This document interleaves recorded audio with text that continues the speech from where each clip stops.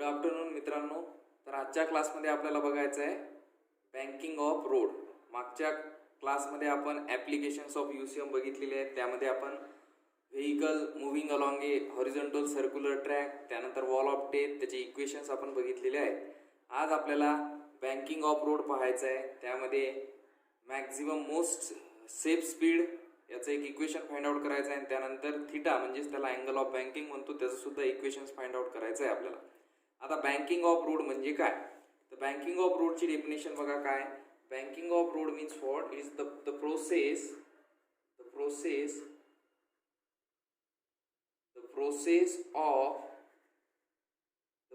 Of raising outer edge of road over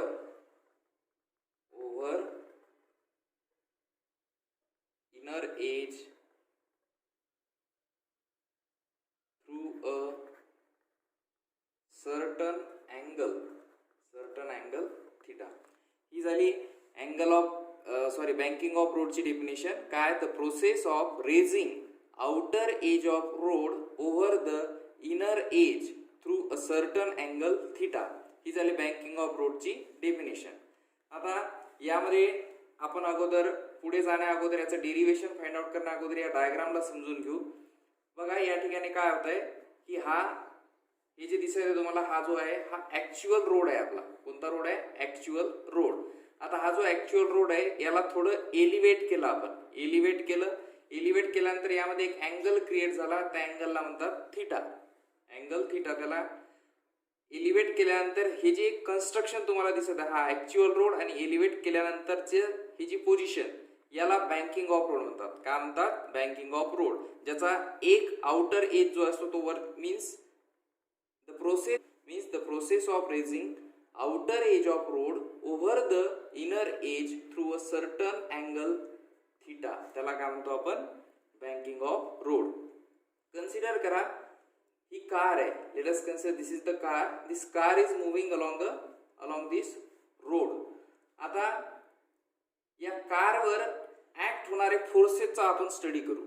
आता या कारवर 3 मोस्ट इम्पॉर्टंट फोर्सेस ऍक्ट होत आहेत. 3 most important forces related to car.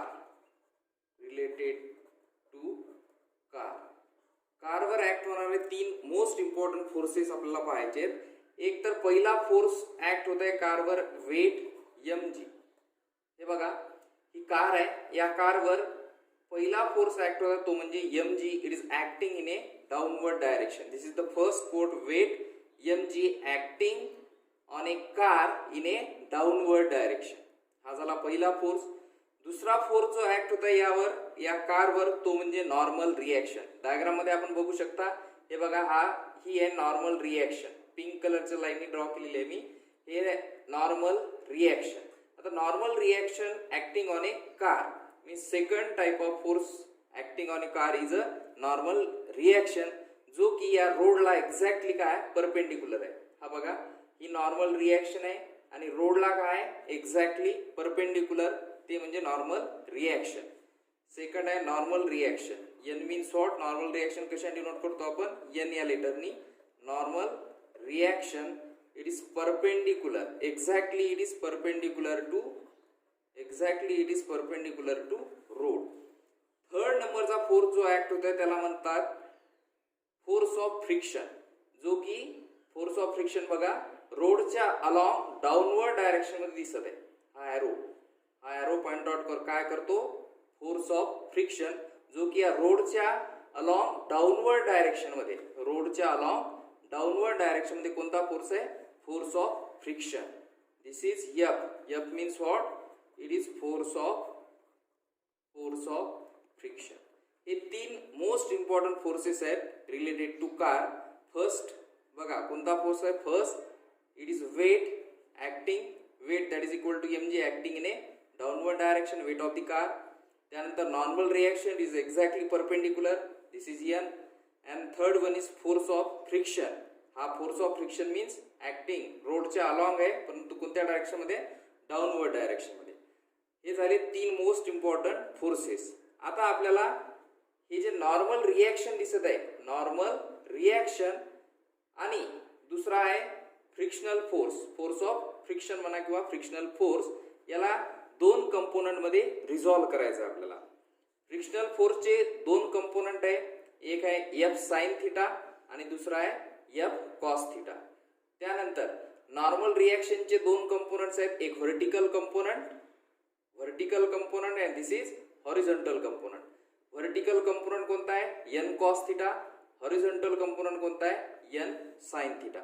आता कॉस थिटा कोणत्या आहे याला कन्सिडर करायचं, कोणत्या पार्टला, आणि साइन थिटा कोणत्या पार्टला कन्सिडर करायचं. हे आपण हे कसं कन्सिडर करायचं की ज्या पार्टला थिटा कनेक्ट आहे, हा बघा हा अँगल थिटा दिसत आहे, ज्या पार्टला थिटा कनेक्ट आहे तो कोणता असेल पार्ट तुमचा, कॉस थिटा. या ठिकाणी बघा थिटा कनेक्ट आहे म्हणजे हा नॉर्मल कंपोनंटचे, नॉर्मल रिॲक्शनचे दोन component. We are splitting normal reaction into two main component. This is vertical component N cos theta and this is horizontal component N sine theta. त्यानंतर frictional फोर्सचे दोन कंपोनंट. फ्रिक्शनल फोर्सला आपण दोन पार्टमध्ये स्प्लिट अप करते. एक आहे तुमचा कंपोनंट एफ कॉस थिटा आणि दुसरा आहे डाऊनवर्ड डायरेक्शन में जो ऍक्ट होता है तो कोणता आहे, एफ साइन थिटा. या ठिकाणी सुद्धा बघा हा थिटा याला अटॅच आहे, कनेक्ट आहे. थिटा ज्या पार्टला कनेक्ट असेल त्या पार्टला आपण काय नाव देत आहे, कॉस थिटा. हे झाले कंपोनंट, नॉर्मल रिॲक्शनचे दोन कंपोनंट्स, एन कॉस थिटा हा vertical component, N sine theta horizontal component. Frictional फोर्सचे दोन कंपोनंट, एक एफ कॉस थिटा आणि दुसरा एफ साइन थिटा. आता आपण नॉर्मल रिॲक्शनला स्प्लिट अप करू. Normal components of normal reaction, या ठिकाणी बघा components of normal reaction, components of normal reactions are. एक आहे N cos theta. N cos theta म्हणजे कोणता कंपोनंट आहे, this is vertical component. And second one is N sine theta, this is your horizontal component.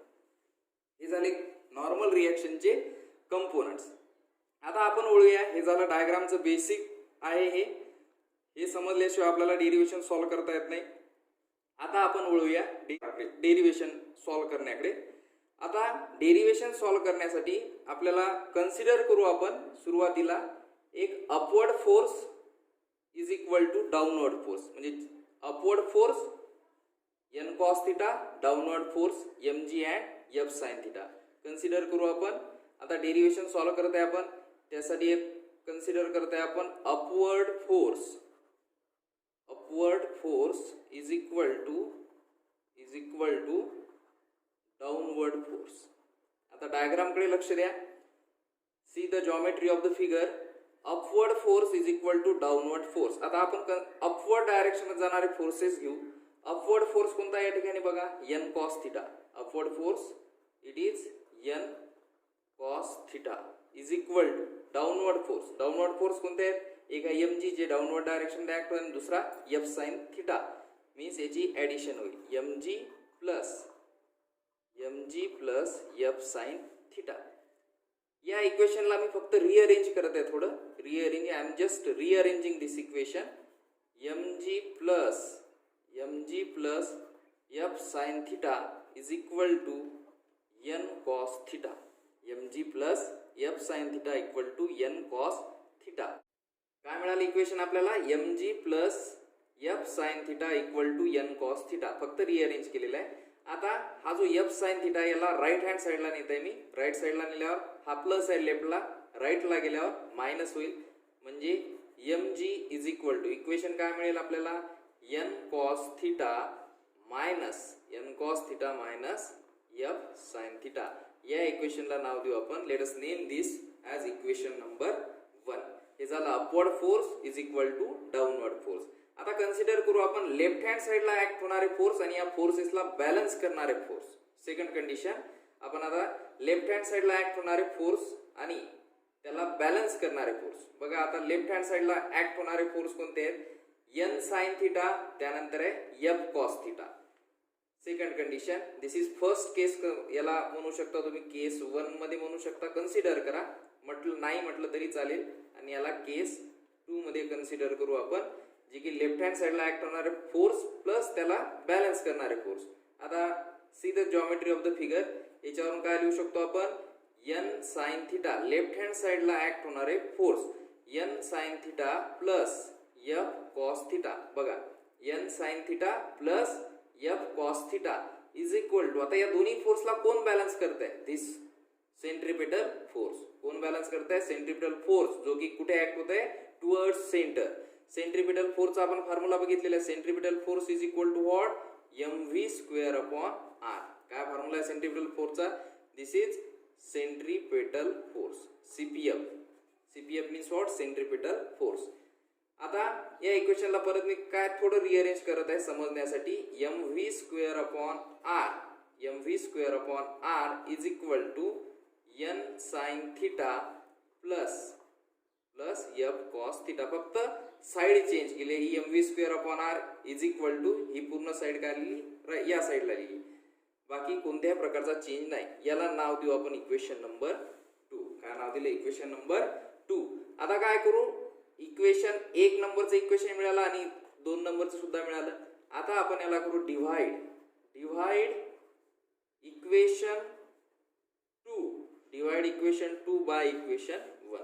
आता equation 2 ला divide करू by which equation, equation number 1. आता याला डिवाइड केल्यानंतर equation काय येईल आपलं, बघा इक्वेशन डिवाइड इक्वेशन 2. इक्वेशन 2 बघा काय, याची अगोदर लेफ्ट हँड साइड घेऊ, नंतर राईट हँड साइड घेऊ, म्हणजे दोन्ही इक्वेशनची लेफ्ट हँड साइड. बघा इक्वेशन 2 ला 1 नी डिवाइड करायचं, 2 ची लेफ्ट हँड साइड बघा अगोदर काय, mv square upon R, mv square upon R. त्याला कशाने डिवाइड करायचं, बाय इक्वेशन 1. इक्वेशन 1 ची लेफ्ट हँड साइड बघा काय, upon mg is equal to. आता परत राईट हँड साइडवर या, इक्वेशन 2 ची राईट हँड साइड बघा काय, n साइन थिटा, ही right hand side, n sine theta plus F cos theta divided by equation 1. Equation 1 ची राईट हँड साइड काय, n cos theta minus F sine theta. हे केलं आपण equation 2 ला divide, equation 2 by equation number 1. Divide केल्यानंतर आपल्याला हे equation मिळालेलं आहे. तर बघा आपण हे equation divide equation 2 by equation 1 केल्यानंतर ही स्टेप मिळालेली आहे आपल्याला. आता या स्टेप मध्ये बघा हा m आणि हा m काय होतो, कॅन्सल होतो. कॅन्सल झाल्यानंतर राहिलेली स्टेप लिहा. कोणती स्टेप राहते बघा, या ठिकाणी v स्क्वेअर डिवायडेड बाय हा v स्क्वेअर आणि r आणि हा जो g आहे याचं मल्टिप्लिकेशन होईल, r into g. v square divided by rg is equal to, ह्या स्टेप काय जशीची तसंच राहील, n sine theta plus F cos theta divided by n cos theta minus F sine theta. काय केलं या स्टेप मध्ये, फक्त m कॅन्सल झाला, हा v स्क्वेअर आणि हा g वर जाईल, म्हणजे r सोबत मल्टिप्लिकेशन होईल, v square by rg is equal to, step ही ॲज इट इज राहील. आता या ठिकाणी बघा हा जो f आहे, हा f कोणता फोर्स आहे, तुमचा फ्रिक्शनल फोर्स आहे. बट या ठिकाणी फ्रिक्शनल फोर्स आपण मागच्या लेक्चर मध्ये स्टडी केलेलं आहे. याची फ्रिक्शनल फोर्सची मॅक्झिमम व्हॅल्यू किती असते, it is mu n. f is equal to what, mu into n. बरोबर आहे, म्हणजे या f च्या ठिकाणी आपण काय पुट करू शकतो, या इक्वेशन मध्ये म्यू n पुट करू शकतो. देअरफॉर इक्वेशन काय, v square divided by rg is equal to n sine theta as it is plus, आता काय पुट करायचं, f च्या ठिकाणी कोणती व्हॅल्यू पुट करणार, म्यू इंटू n. बाकीचे हे function as it is, mu into n cos theta divided by काय, n कॉस थिटा मायनस परत f च्या ठिकाणी काय, mu into n sine theta. बरोबर आहे, क्लिअर आहे. आता यानंतरची स्टेप, यानंतर काय करायचं आपल्याला, डिव्हाइड न्यूमरेटर अँड डिनॉमिनेटर. बघा हे शॉर्टकट लिहित आहे मी, न्यूमरेटर आणि डिनॉमिनेटरला डिवाइड करायचं आहे बाय कशा डिवाइड करत आहे आपण, n cos theta. N cos theta फक्त राईट हँड साईडला 2 RHS to right hand side 2 RHS म्हणजे या टर्मला आपल्याला कशाने डिवाइड करायचं न्यूमरेटरच्या आणि डिनॉमिनेटरच्या दोन्ही टर्मला कशाने डिवाइड करायचं एन कॉस थिटा. बघा काही equation therefore V square divided by R G is equal to बघा आता इक्वेशन काय एन साइन थिटा कशाने डिवाइड करायचं त्या टर्मला N cos theta divided by N cos theta plus mu N cos theta divided by या टर्मला कशाने डिवाइड करताय परत एन कॉस थिटा परत ही झाली वरची टर्म. आता डिनॉमिनेटरच्या टर्मला सुद्धा डिवाइड करायचं आहे N cos theta divided by कशाने N cos theta minus mu N sine theta divided by N cos theta. हे प्रत्येक टर्मला आपण राईट हँड साईडच्या कशाने डिवाइड केलं एन कॉस थिटा. आता बघा यामध्ये एन कॅन्सल बरोबर आहे. यामध्ये आता sign theta divided bye cos theta बघा इक्वेशन काय याच्यानंतरचं यामध्ये सुद्धा एन कॉस थिटा कॅन्सल झाले बरोबर आहे. त्यानंतर आता यामध्ये एन आणि हा एन कॅन्सल बरोबर आहे. त्यानंतर यामध्ये एन कॉस थिटा हा N cos theta cancel term झाल्या. राहिलेलं टर्म लिहायच्या. आता या ठिकाणी फॉर्म्युला बघा इथं काय राहिलं sine theta upon cos theta. Sine theta upon cos theta म्हणजे ट्रिग्नॉमेट्रीचा फॉर्म्युला आहे. त्याचा आन्सर काय ते tan theta. Sine theta by cos theta म्हणजे काय आला टॅन थिटा प्लस आता या ठिकाणी कोणती टर्म राहिली एन कॉस थिटा कॅन्सल झाले राहिला फक्त म्यू म्हणजे लिहिला आपण म्यू डिवायडेड बाय आता डिनॉमिनेटरच्या टर्म्स कोणत्या राहिल्या बघा ही तर टर्म पूर्ण कॅन्सल झाली म्हणजे या ठिकाणी काय राहिला 1 हे कॅन्सल झाली एन कॉस थिटा राहिला 1 हा 1 लिहिला मायनस साइन. त्यानंतर काय राहिलं याच्यामध्ये आता हा म्यू राहिला एन कॅन्सल झाले परत sign theta by cos theta म्हणजे काय आला टॅन थिटा आणि हा म्यू म्हणजे काय म्यू इंटू टॅन थिटा. हे कशाचं आन्सर आहे इथं आपलं V square divided by R जी. यावरून आपण व्हॅल्यू कशाची फाइंड आउट करू शकतो व्ही स्क्वेअर ही मॅक्झिमम व्हॅल्यू राहील V max square is equal to काय येईल आता व्ही मॅक्स स्क्वेअरची व्हॅल्यू हा आर जी राईट साईडला जाईल आर जी इंटू हा आर जी याला मल्टिप्लिकेशनला जाईल. यालाच फक्त आपण रिअरेंज करून काय लिहू शकतो mu plus tan theta divided by हे फक्त term tan theta plus mu लिहिलं तरी चालेल किंवा म्यू प्लस टॅन थिटा लिहिलं तरी चालतं divided by 1 minus mu into tan theta. हे झालं एक इक्वेशन. आता हे व्ही स्क्वेअर आहे आपल्याला फक्त व्हीच पाहिजे sorry V max is equal to काय व्ही मॅक्स जर घेतला ही सर्व टर्म कशामध्ये जाईल अंडर रूट मध्ये जाईल म्हणजे R G into mu plus tan theta divided by 1 minus mu into tan theta. हे झालं आपलं मॅक्झिमम वेलॉसिटीचं एक्सप्रेशन किंवा most safe speed of the car. यानंतर याच्या कंडिशन्स केस स्टडी करायच्यात आपल्याला. एक म्हणजे बघा याच ठिकाणी सॉल्व्ह करू फॉर या ठिकाणी जर हॉरिझॉन्टल कर्व रोड असेल फॉर हॉरिझॉन्टल कर्व रोड असेल तर त्या ठिकाणी म्हणजे रोड अनबँक असेल तर थिटाची व्हॅल्यू काय राहील त्या ठिकाणी 0 डिग्री. आता हीच व्हॅल्यू आपल्याला पुट करायची या इक्वेशन मध्ये.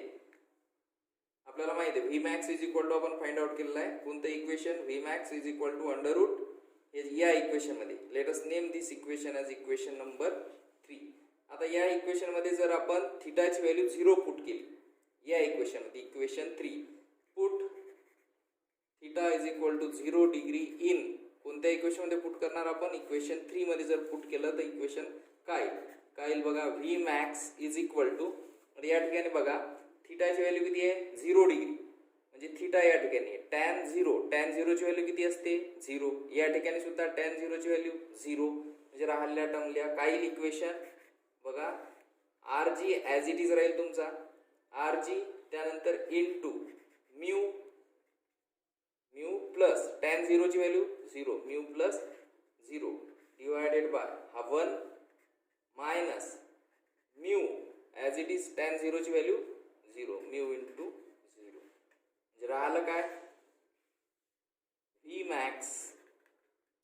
इज इक्वल टू हा म्यू राहिला, आर राहिला आणि जी राहिला, ही टर्म कॅन्सल. बरोबर आहे. म्हणजे राहते काय, राहिलेल्या टर्म लिहा म्यू आर. एक मोस्ट इम्पॉर्टंट इक्वेशन तुम्हाला मिळालेलं आहे. बरोबर आहे. V max is equal to under root mu R G. आणि दुसऱ्या केसमध्ये जर फॉर बँक रोड, जर रोड बँक असेल, फॉर बँक रोड या ठिकाणी जो म्यू आहे याची व्हॅल्यू किती राहते, 0. म्यूची व्हॅल्यू जर 0 असेल तर या इक्वेशन मध्ये जर पुट केली इक्वेशन नंबर 3 मध्ये, ती equation 3 implies.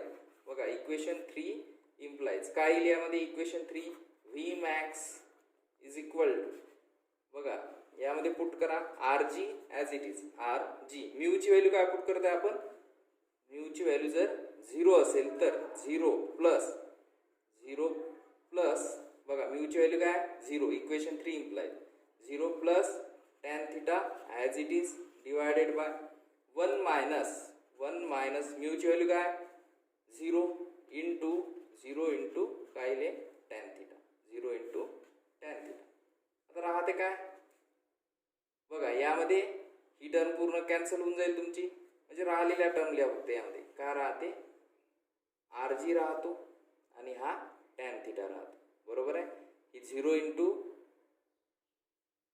R G tan theta राहिलेले टर्म काय राहते, equation V max is equal to under root R G tan theta. V max is equal to R G tan theta मिळालं, याचं square root काढलं हे काय, V max square is equal to काय येईल R G tan theta, R G tan theta. यावरून tan थिटाची value काय, tan theta is equal to V square upon R g. आता tan theta V square upon R जी, यावरून आपण थिटाची value find out करू शकतो. त्याला आपण अँगल ऑफ बँकिंग म्हणतो किंवा banking angle. Therefore theta is equal to काय, tan inverse of V square upon R g. So this is the equation for angle of banking. यामध्ये महत्वाचे दोन इक्वेशन्स बघा. पहिले इक्वेशन आहे V max under root mu R g, कशाहून आलेले, for horizontal curve road theta 0 असेल तर, आणि जर बँक रोड असेल तर म्यूची व्हॅल्यू 0. त्यावरून आपल्याला इक्वेशन काय मिळालेलं आहे, V max is equal to under root R G tan theta. आणि यावरून सॉल्व्ह केल्यानंतर आपल्याला अँगल ऑफ बँकिंग किंवा ज्याला थिटा म्हणतो आपण, त्याचं एक इक्वेशन मिळालं, ते काय, theta equal to tan inverse of V square upon R G. अशा प्रकारे हा बँकिंग ऑफ रोडचा कन्सेप्ट आहे.